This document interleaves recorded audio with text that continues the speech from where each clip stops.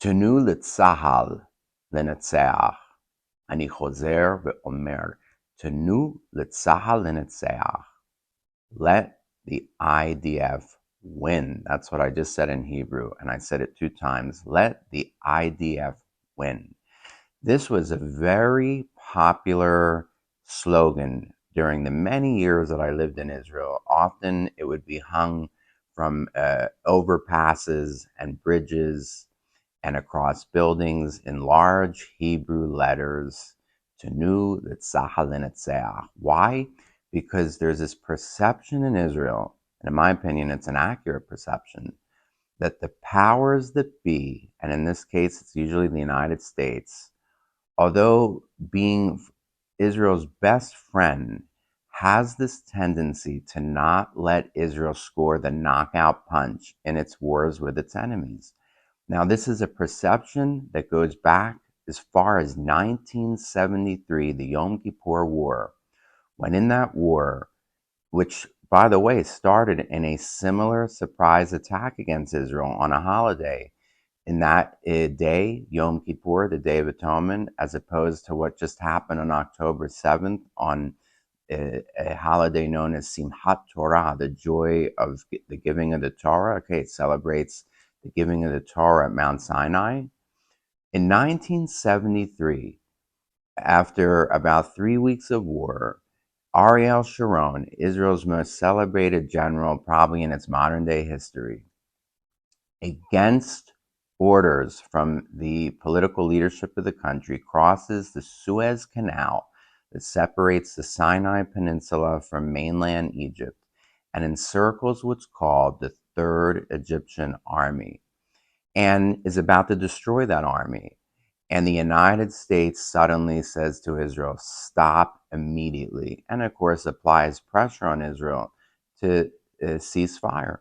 Now, Israel would go on to win the war because Cairo itself was now within Israel's artillery reach, as well as Damascus on the northeast to Israel.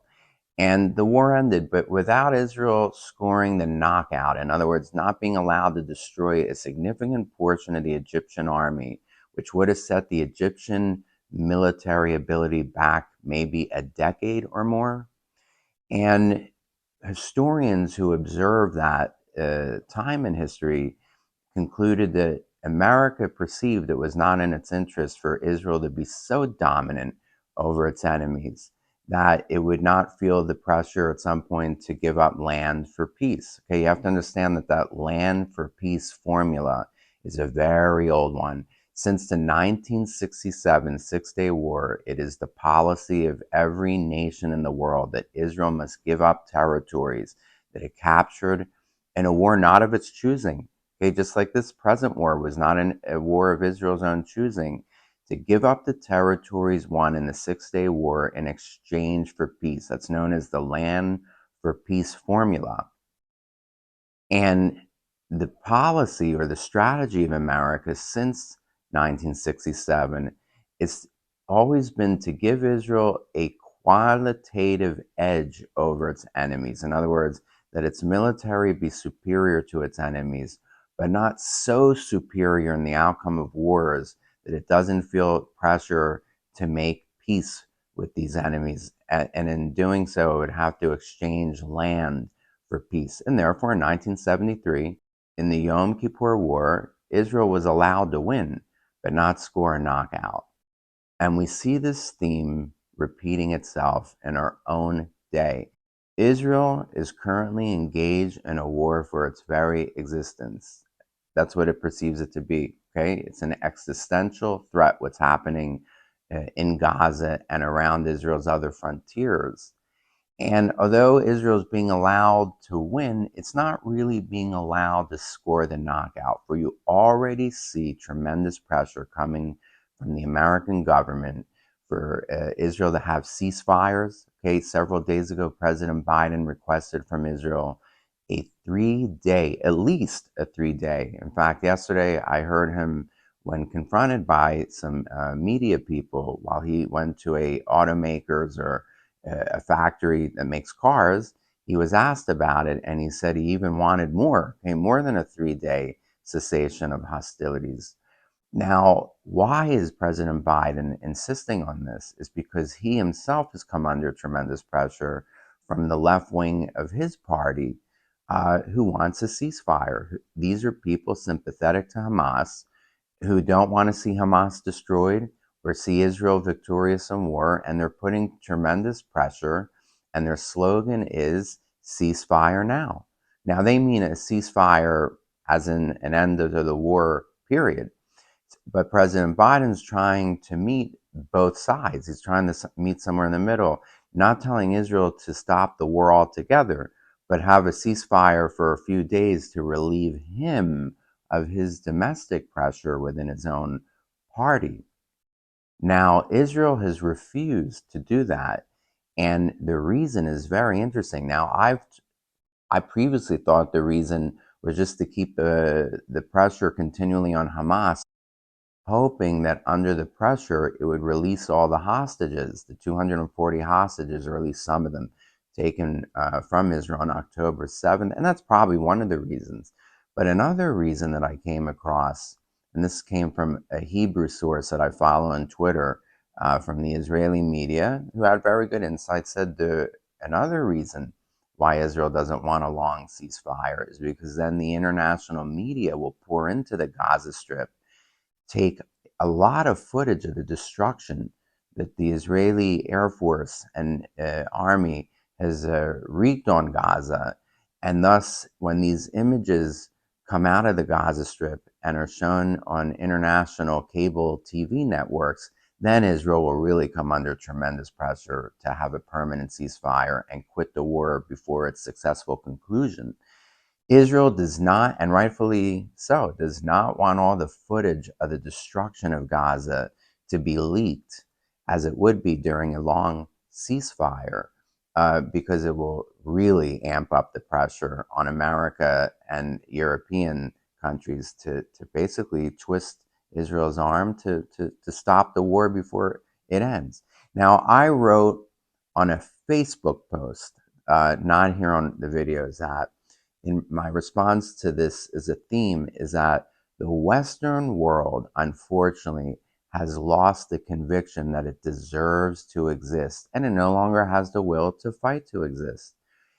Years or decades of the leftism that pervades the campuses and the pop culture here in the United States and elsewhere, Canada, Europe, and the wokeism that began in the aftermath of the killing of George Floyd a few years ago. And I'm sure wokeism was already on the march before then, but it seemed to crescendo with the killing of George Floyd. All of this combined has caused the Western world and here in America to sort of almost not see that it is presently in a war of existential gravity, okay? And that there are people within and without our culture that want to destroy it and destroy us. And they've succeeded to cause an entire generation of young people, as you see on all the college campuses here that are currently protesting on behalf of Hamas, the terror organization, to believe that the Western world, and Israel, of course, being at the tip of the spear of that Western world, at the very front against the Islamic fundamentalist jihadi tsunami, that we as a Western civilization or Judeo-Christian civilization no longer deserve to exist, that we committed some sort of original sin by coming into existence in the first place. And therefore you see a lot of the Western world starting to crumble as Israel continues in this war, which is reminding me to suggest to you to, if you can, also follow my Twitter feed. My Twitter feed is called Israel on Foot, and there I compile from elsewhere on the internet, sometimes a dozen times a day, footage and stories and perspectives that I just simply can't pull together on these YouTube videos or my Facebook page. So again, I really suggest, and it's not because I'm trying to boost my own social media footprint, which is very small currently. Follow my Twitter feed at Israel on Foot if you want to see some incredible footage and some posts. I follow some very interesting people, including voices of reason, if you will, from within the Islamic world.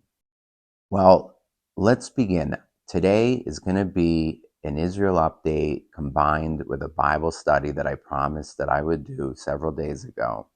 I've compiled some footage from highlight reels of the war the last couple days. Now, what's been happening before I show that footage? Last night, Israel killed 7 Hezbollah fighters, not in Lebanon, which is Hezbollah's own territory, but in Syria.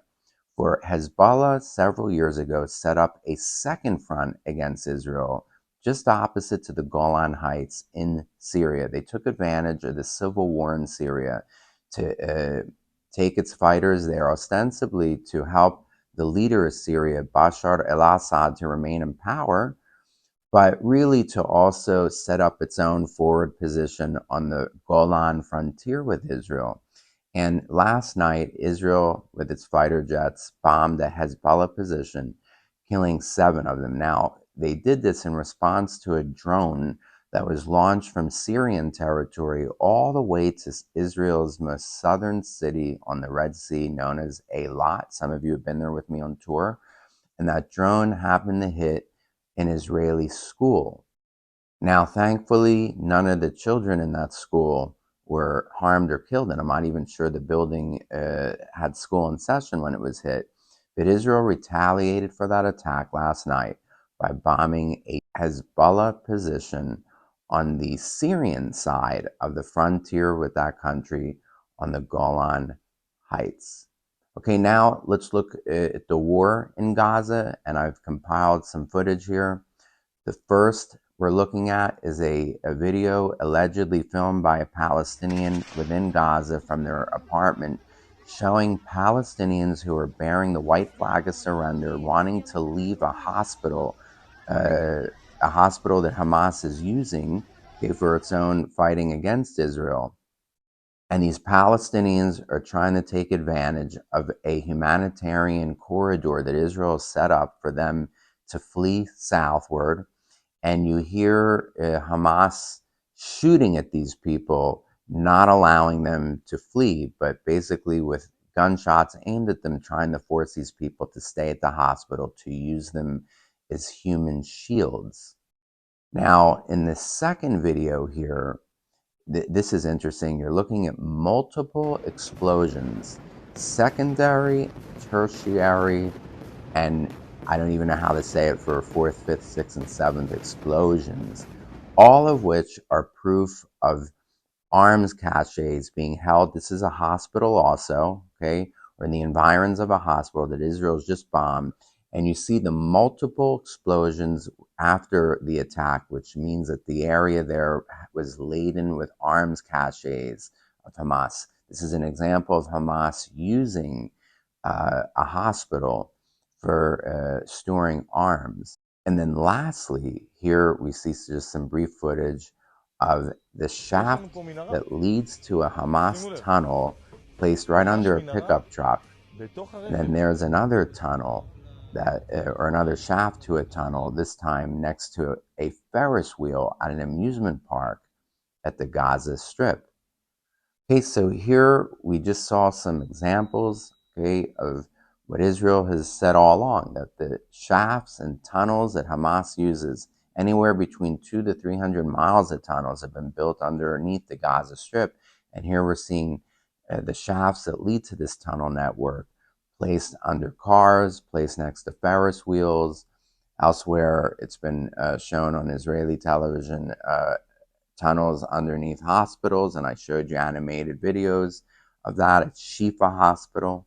Okay, so that's the current state of the war. Amping up a little bit with Hezbollah. Hezbollah's lost 68 of its fighters since this war began, and it's not even directly involved in the war yet. It's just been fighting Israel on a low burner to keep Israel busy on the north, to sort of look like they're helping Hamas in the south by diverting Israeli forces to the northern border.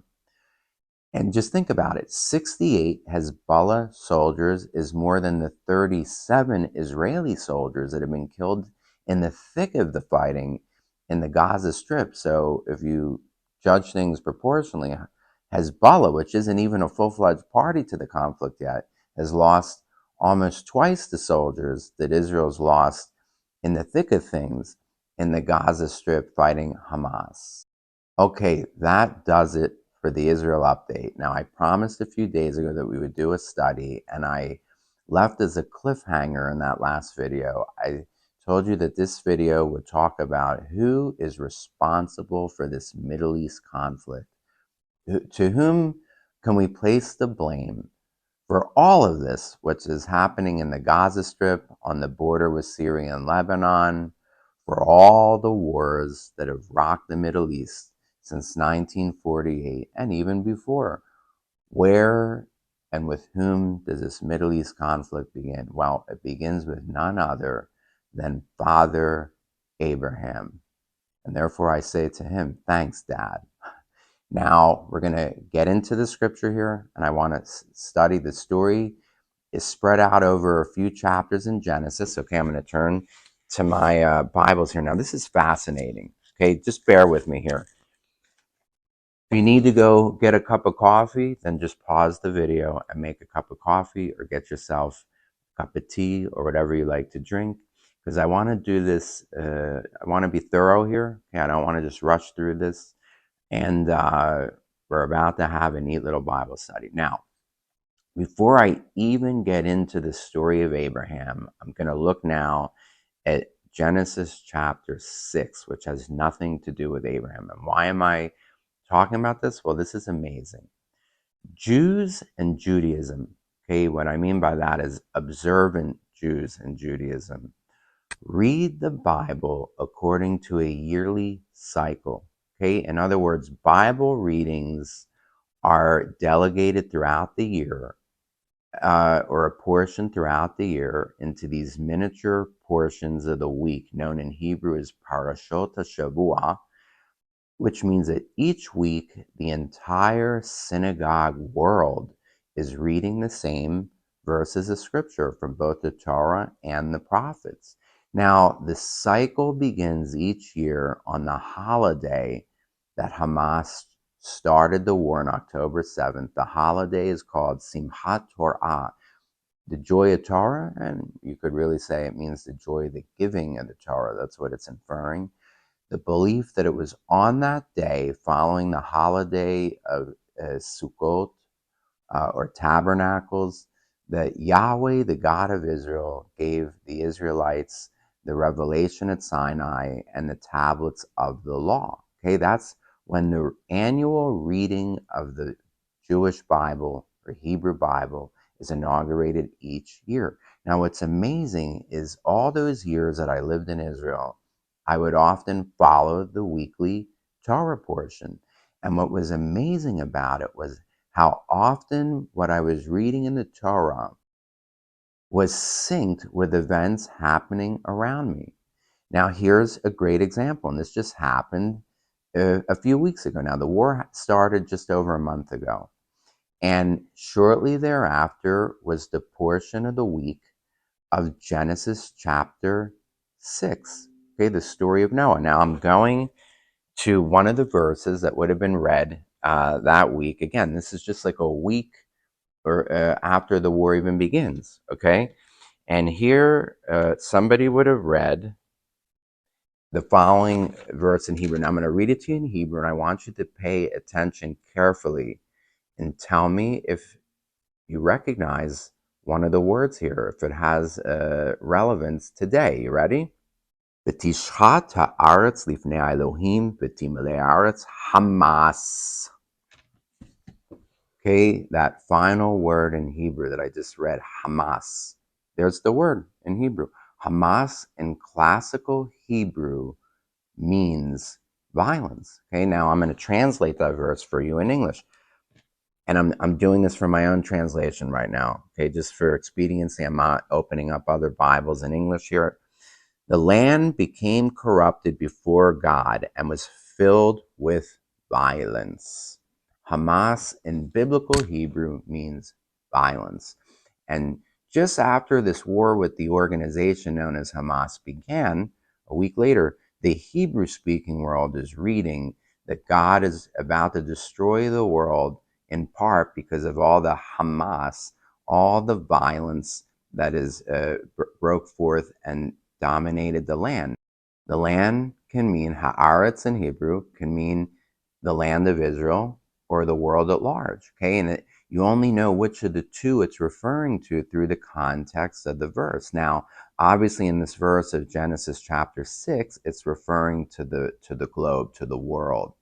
But to a Hebrew speaker, okay, remember the Bible is written in Hebrew, and they're going to pick up on the nuance as they're reading it, that the land, and for them now, the land in their current circumstances, the connotation being triggered as the land of Israel, is being dominated by Hamas, by violence, which happens to also be the word in the form of an acronym. Hamas means in Arabic, it's an acronym for the Islamic Resistance Movement.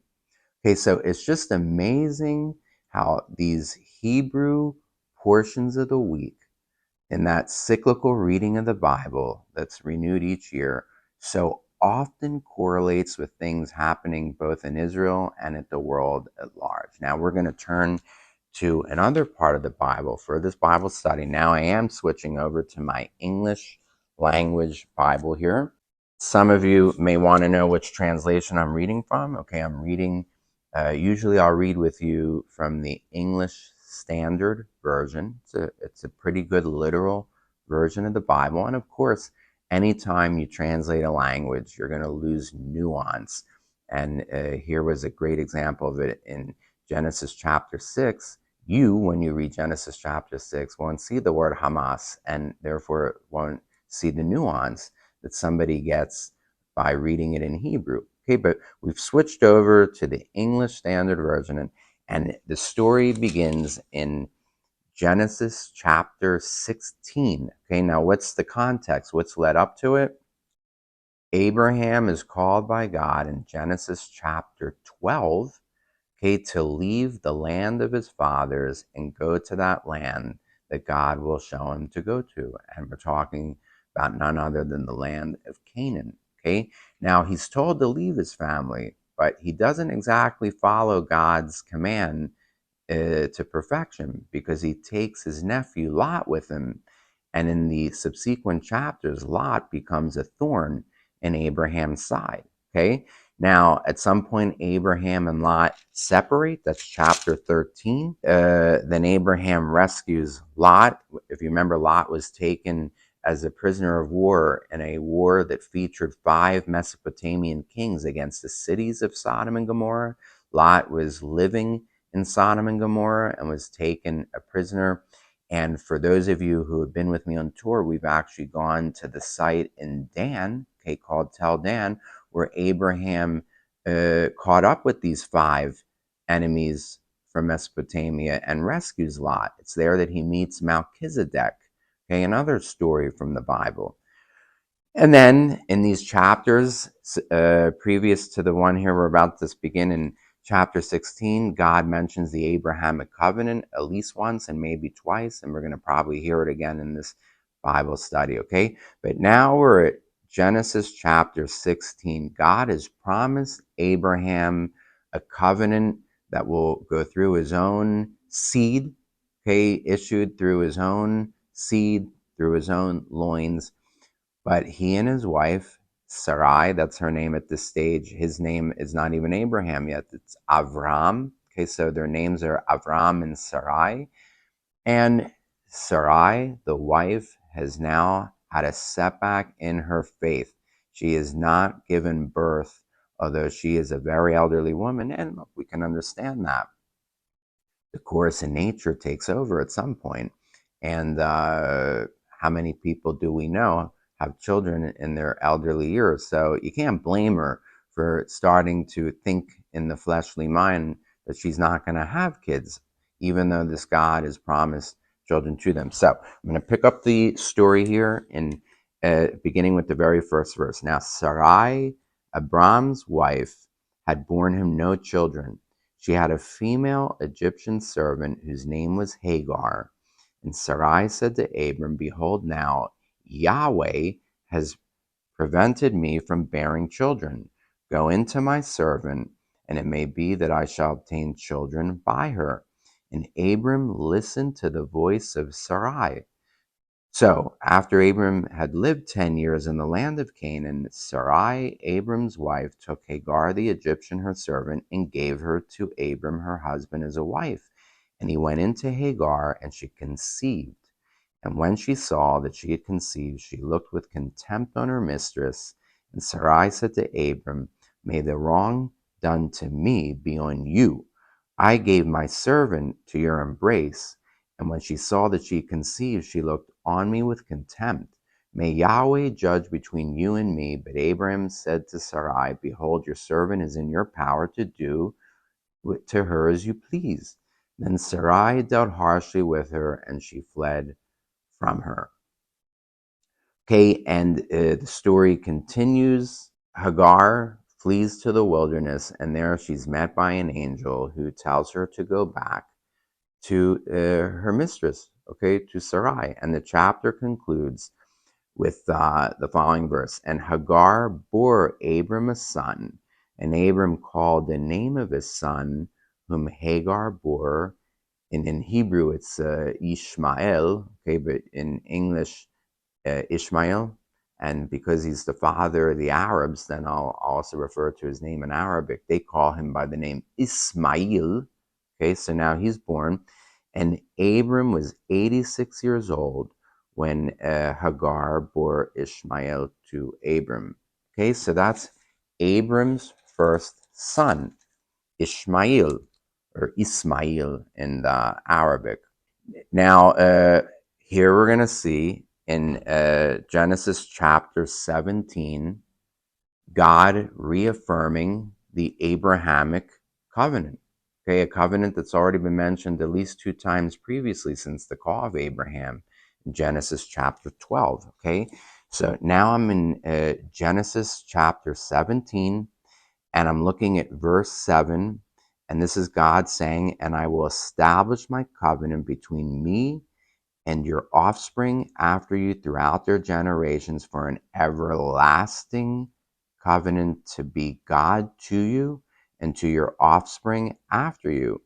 And I will give to you and your offspring after you the land of your sojournings, all the land of Canaan. And here's that key word to all these replacement theology Christians who always bypass this word when it relates to God's promises to the Jews. And I will give you the land of your sojournings, all the land of Canaan, for an everlasting possession. And I will be their God. And that's the Abrahamic covenant in a nutshell. It's twofold.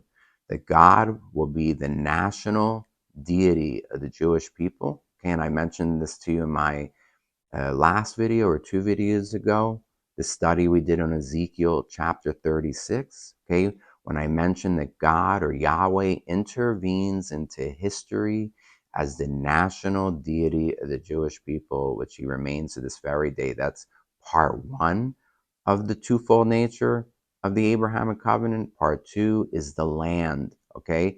They give the land of Israel, which back then is being called the land of Canaan, as an everlasting possession to the Jewish people. And folks, everlasting means to this very day. And you cannot understand global events, much of which is focused in the Middle East, without understanding the everlasting ramifications of that Abrahamic covenant. Now, further down in Genesis chapter 17, God promises Abraham another child to be born through the wife Sarai. And it's through this child that God says the covenant will be transferred through the bloodline of this forthcoming child, not Ishmael, to which Abraham says, Oh, that Ishmael may live before you. To which God responds in return, God said, No, but Sarah, your wife, shall bear you a son, and you shall call his name Isaac, and I will establish my covenant with him as an everlasting covenant for his offspring after him. There's that word again, everlasting. Now, you have many people, including Christians, that don't read the Bible. They're not biblically literate, yet they've picked up some of the themes of the Bible in their childhood, probably going through, to Sunday school, which at one time was a great American tradition. Okay, people went to Sunday school.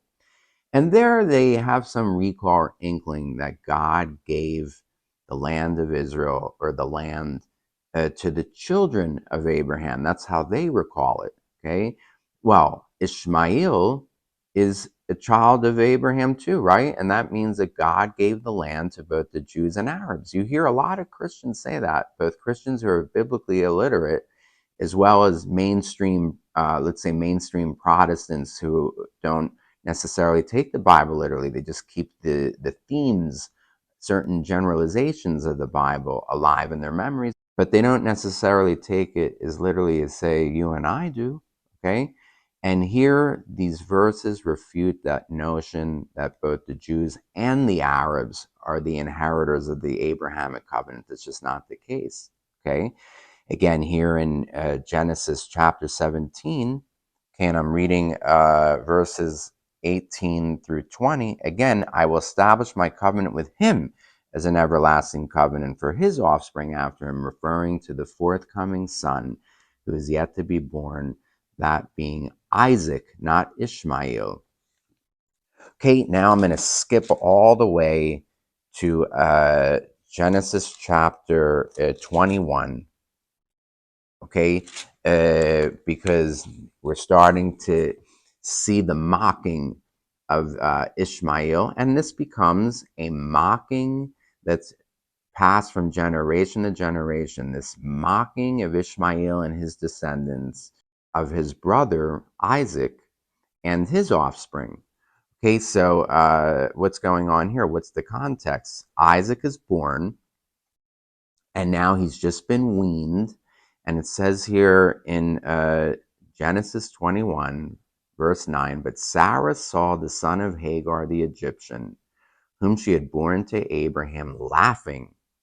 So Sarah says to Abraham, cast out the slave woman with her son, for the son of this slave woman shall not be heir with my son Isaac. And the thing was very displeasing to Abraham on account of his son. But God said to Abraham, be not displeased because of the boy and because of your slave woman. Whatever Sarah says to you, do as she tells you, for through Isaac shall your offspring be named. Again, the exclusivity through Isaac's line. Now, when Hagar is expelled from the tent of Abraham and Sarah, God meets her again with an angel and promises that her children will be blessed too. Okay, it's not like God is cursing the children of Ishmael. For the sake of Abraham, I guess, he says that he's going to bless Ishmael too. Okay, and that Ishmael will become a great nation, that Ishmael, through his loins, will bear many kings and princes. But it's not through Ishmael's seed that the covenant, the Abrahamic covenant, is to unfold. Okay, now to conclude things, here we are again in Genesis. Now it's chapter 22, the very beginning. After these things, God tested Abraham and said to him, Abraham. And Abraham said, here I am. And he said, take your son. Now this is interesting. Your only son, Isaac, whom you love, and go to the land of Moriah and offer him there as a burnt offering on one of the mountains, which I shall tell you. This, of course, being Moriah, the Temple Mount. Okay, again, for those of you who have been on tour to Israel, you've likely gone to the Temple Mount, or at least to the Western Wall just beneath the Temple Mount.